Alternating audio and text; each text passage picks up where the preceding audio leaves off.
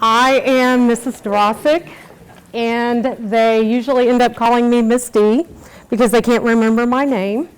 But the way that I always taught my students was, when you eat something raw, it will make you sick. Duh, raw, sick. So, and we have the alphabet A through CLE, which is kind of ironic. We call it ankle, and I just had my 4th foot surgery. So it kind of goes with our name. I will let you introduce yourself real quick. Hi, my name's Dean Herbst. I'm the assistant principal who oversees this portion of Alphabet. I have a daughter who graduated from Kingwood High in 2013. My wife is a Kingwood High School alum as well, and my son is currently a student here as well. So we've got navy blue running pretty deep in our veins. We're very excited to have your children joining us next August. Like Dr. Landry stated earlier, if you have any questions after tonight, once we wrap up in here, we'll all be in the commons area. We'll be happy to visit with you one-on-one. And of course, you can always call, drop us an email or whatever. But we're here for you, we're here for your kids, and we look forward to seeing them in August. Okay, I've been here a year and a half. I came from the Dallas area, so I don't know anybody. I have no preconceived notions, okay? All right, so you are the parents of class 2020. That's very exciting. What we're going to cover today is about graduation plans, endorsements. It's a lot of information. Everything is online, so don't panic, okay? You can always go back and look at it. We're going to emphasize that email is the best way to get a hold of us. We have a revolving door. There's always a child in our office. And so a lot of times, we're just going to slide an answer really quick back by email. So that's the best way to get a hold of us. We all have our email up on the website, but I wanted to show you a couple of links because these are going to be the most important to you. This is where you will find the answers to most of your questions before you ever write the email. If we could go to the counselor website. You'll find this on the Kingwood website on the left-hand side. I think it's the second one on the left-hand side is counselor. And you can see this is a direct link to our email. We have information about seniors, juniors, sophomore, freshmen, advanced academics, Bridges, which your students have been working with Bridges at the middle school. And then college resources, college planning. If you go down a little bit, this one's going to become very important to you, the course guide. If you don't mind clicking on that, please. This is a great tool for you. Takes a couple of clicks before you get there. We want the high school. There we go. Most of the information I am covering today is on the beginning of the high school planning guide. If you'll scroll down, your students are going to be on the new graduation plan. It's the foundation. It will talk first about the recommended, because we do have some students that are still on the recommended plan.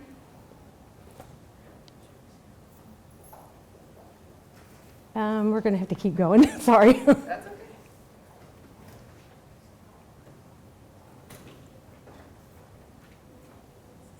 So this right here shows the recommended that our 11th and 12th graders are on. If you have a student in high school right now, they may be on this plan. But if you keep going, then it's going to show you the new graduation requirements. And then as we work through the course guide, it will show you all the different endorsements, what is required for each endorsement. And then if you keep going,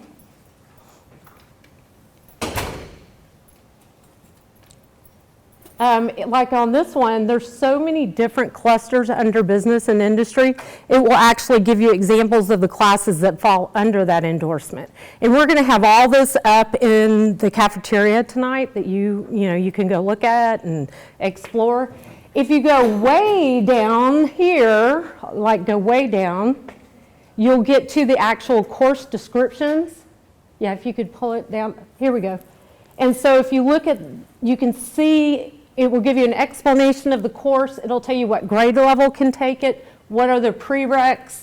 And so that gives you a really good idea when you're looking for classes for your student when they're starting to plan their 4-year plan, which a lot of them have already done that. Okay.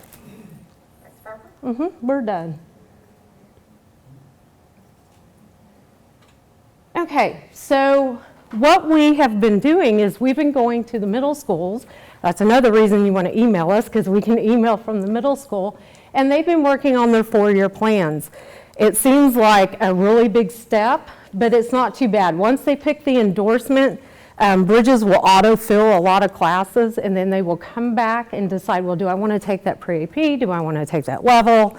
And they can change their 4-year plan. This is not in stone. I tell them it's on a computer. We can change it. It's not in stone. So if they decide they want to change their endorsement later, that's no problem. What you can find in that course guide that I just showed you is graduation requirements, grade point equivalencies, so it'll show you the difference and the weights between pre-AP and level courses. It'll explain how you calculate a GPA, how we award credit, recommended course placement, and course descriptions. So there are end-of-course exams. You're used to hearing STAR. End-of-course exams, those are given at the end of the course once they've taken it. So at the end of English 1, they will take an end-of-course exam. They do have to pass it for graduation. So if they don't, they have to retake it. Algebra 1, do y'all have any students taking Algebra 1 now? So they'll be taking it this year. If they take Algebra 1 next year, then they'll take it next year. So it's whenever you actually take the course. English 2 usually is the sophomore year. Biology, sometimes they take biology in 9th grade, sometimes in 10th grade. U.S. history, you have to take your junior year. So they'll take their EOC in U.S. history their junior year. So it's a little different than middle school. When we talk about credits, you know, kids are always going, oh, did I get promoted to the next grade? Well, a credit is very different. A credit is basically 1 year of a course. And we have your fall semester and your spring semester. So you'll earn 0.5 for fall, 0.5 for the spring. If they earn a 70% or better, they will get credit for that course. If they make a 68 the fall semester, but they make a 72 the spring semester, and it averages to a 70, then they can get the full credit, okay? To become a sophomore, they have to have at least 6 credits. So it's not really about being promoted, it's how many credits do you have. That's what we always look at, and you need 26 credits to graduate. We have 7 periods a day, so if they take 7 periods a day for 4 years, you have 28 credits. So usually our students graduate even with 30 credits for the whole 4 years. Oh, can we go back for just a second? Attendance does matter. If you are not in class 90% of the time, no matter what your grade is, we cannot give you credit unless you earn, you have to have seat time, or Mr. Herbst can get more into that, but they have to regain that credit if they're not in class 90% of the time. The attendance piece is something that is mandated by the Texas Education Code. And as Mr. Otzik stated, if a student misses more than 10% of class instruction, the state requires us to withhold that child's credit until they complete what the state calls a principal's plan. And that is typically a plan in which the student comes into school, makes up the seat time that they've missed and the instruction that they've missed in the class.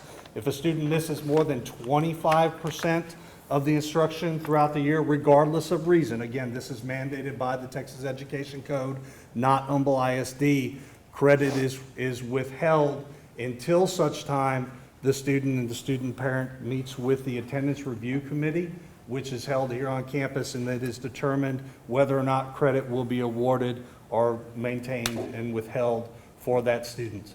That is something that occurs on a very limited basis, but we'd like to address that point on the 8th grade parent nights because it does matter attendance at the high school level. Okay, so graduation requirements. Your students are on a foundation high school plan with an endorsement, and all of our students are expected to be distinguished level, and I'll show you what that means in just a minute. So your students have been choosing an endorsement. You can have more than one endorsement, and that's quite common to have more than one endorsement. But the main thing, when you think about an endorsement, you're still taking the foundation courses, the English, science, math, social studies, but the endorsement is concentrated on the electives. It's you're kind of focusing those electives in a certain area. So if we could go to the next slide. So it's kind of like a college major. And the main complaint I get is, why do I have to pick an endorsement now? I don't know what I want to be. Thank goodness there is the multidisciplinary endorsement that kind of gives you some options. But I look at it this way. Say your child has always said they want to be a doctor, and they pick the health science endorsement, and they go on that first hospital rotation in health science 2, and they hate mucus. It's just not going to happen. You just now have not spent, 4 years in pre-med and then gotten to med school and find out this is not what I want to do. So it's a way for them to explore different options and to kind of get that drive. It may make them to really want to go to med school, or they may decide they want to do something different. And like I said, we can change endorsements. So if they find out that is not what they want to do, we can always go to a multidisciplinary, okay? And we'll look at that one. Distinguished level achievement, if you have a child who is on the recommended plan, you're used to distinguished, they have to have 3 years of a foreign language, they have to meet all these different expectations. It's different now with the foundation. The only requirement on the foundation is that they have that endorsement and they take Algebra 2. And so that's why we expect all of our students to graduate with a distinguished level. This automatically makes them eligible for top 10% as well. So why are we pushing them? Students with career goals are 16% more likely to graduate high school. Students who participate in our CTE courses, that's our career and technology, they are 30% more likely to complete high school. Students with well-defined career goals are more likely to be persistent in college or to even want to go to college. And students with well-defined career goals are more likely to attain jobs in the career, their chosen career, after college. I've had lots of careers, so I wish I had had this. Maybe I would have been more focused. So why choose so early? An early plan allows you the opportunity to take advantage of some of the classes. I spoke about Health Science 2. That's a double-blocked class all year long. So they need to have 2 available periods, the whole year. You have to plan for that because you still have to fit in your foundation courses, your PE, your foreign language. So you want to make sure you have a great plan. It doesn't lock them into that path. They can always change their mind. If we can go to the next one. So as far as colleges, we've been to a lot of updates, and to be honest, they haven't had their first graduating class that's all foundation. And so when we ask them questions, they're kind of iffy as well because they're learning the plan. So if you know you want your child to go to a particular college, you really need to go research it. Do they want 3 years of a foreign language? Do they want 4 years of social studies? So I would really strongly suggest that you go and explore the different colleges that you have in mind for your child. Okay. As far as the major requirements on the foundation, we still require 4 years of English. The big difference is the 4th year. We have some more choices on the 4th year. They can take English 4, but then there are also some additional courses that you'll see in a little bit. They do have to take an EOC after English 1, English 2. We have college level courses. We have dual credit in English 4. We also have AP classes, okay? We have math. They need 4 years of a math. Algebra 1 requires the EOC. Then you have geometry, algebra 2, and an additional math credit, and there's a lot of choices there. Science, this one's a little tricky. It depends what the endorsement is, but they need 4 years of science. Biology is where they have their EOC. If they are going to be a STEM endorsement, they have to take the biology, chemistry, physics. That's the only one that requires that order. If they're going to do any other endorsement, then they have more choices. Social studies, most of your endorsements require 3 social studies, but we recommend they take 4 because, again, a lot of colleges are still requiring 4. If they decide they want to do the multidisciplinary endorsement, they have to have 4 social studies. So they don't want to change their mind to a multidisciplinary their junior year and have to go back and take world geography with 9th graders when they're a junior.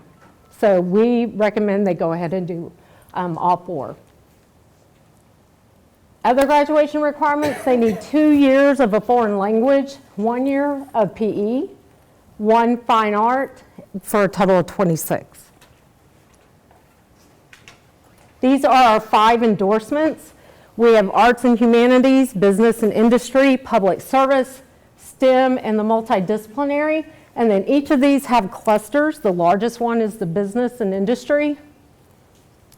If you look at arts and humanities, every one of these charts will show you what the difference is. You can see they have the 4 English, 4 math, 4 science. Notice the 3 social studies, so you have that option. And then your foreign language PE, and then fine arts requires 4 credits in a fine arts. This is the English, language, the foreign language. You have to have 4 years or 4 credits of a foreign language. Social studies, 5 of a social studies for that endorsement.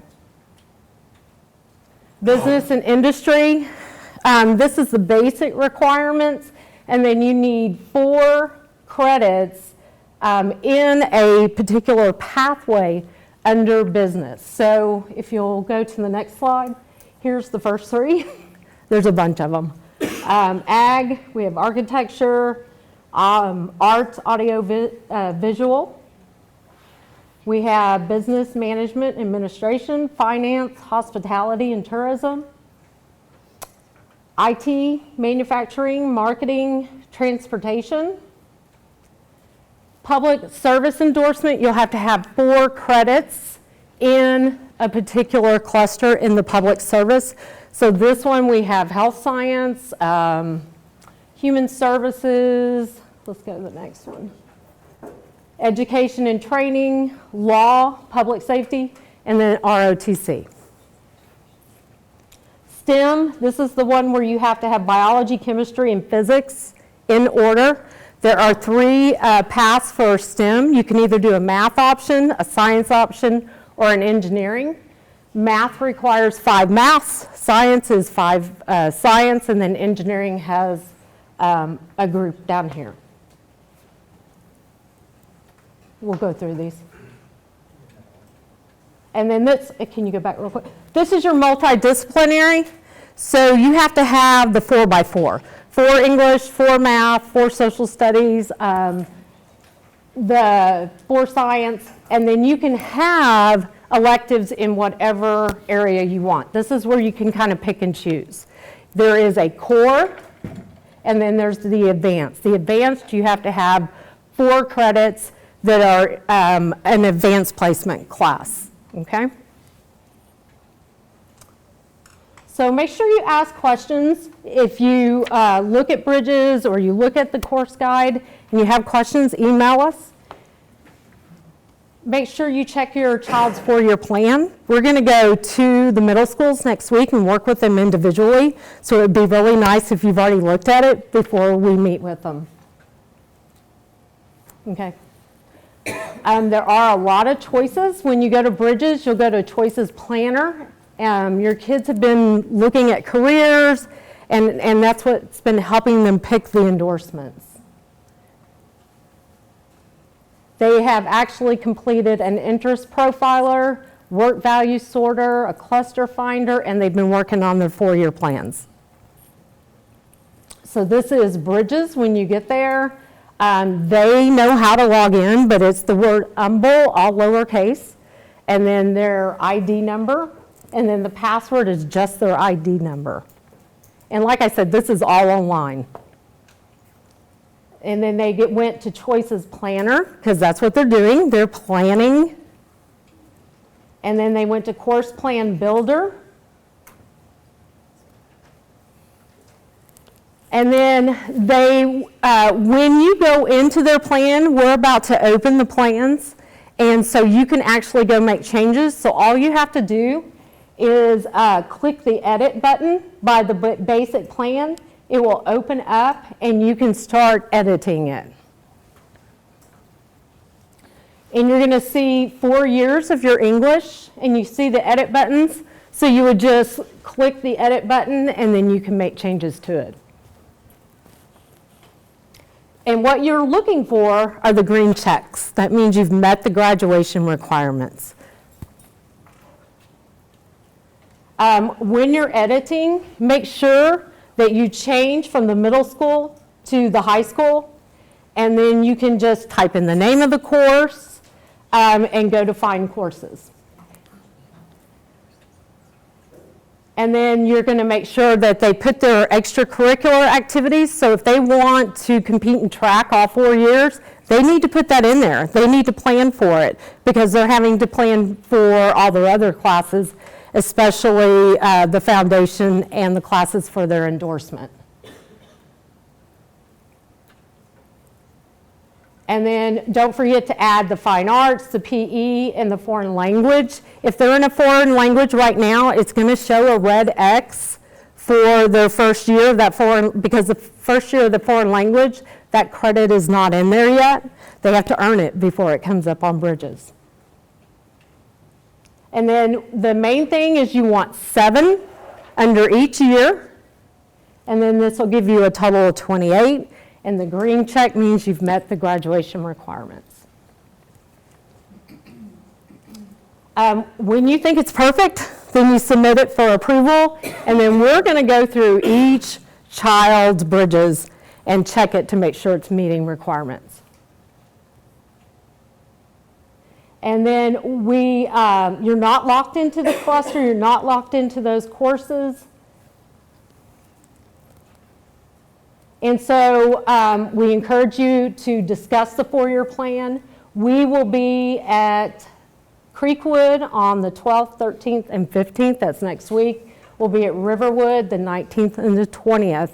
And we will be working with each of our alphabet, each student individually, and helping them get through any questions. So if you have questions and you want them to ask us, have them write it down and bring it that day, okay? And then we will be locking the 4-year plans on February 5th.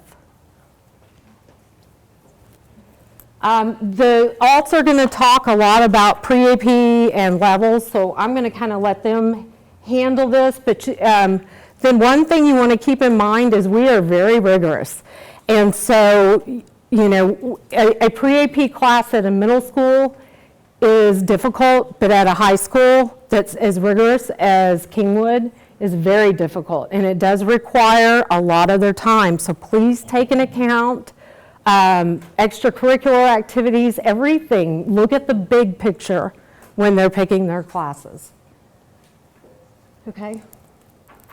And then I'll let you guys look at this because they're waiting to give their spiel, but this is about pre-AP and what's required. You want to make sure your student is very organized and dedicated and committed to that class because it will require a lot of their time. They do need to be able to work independently.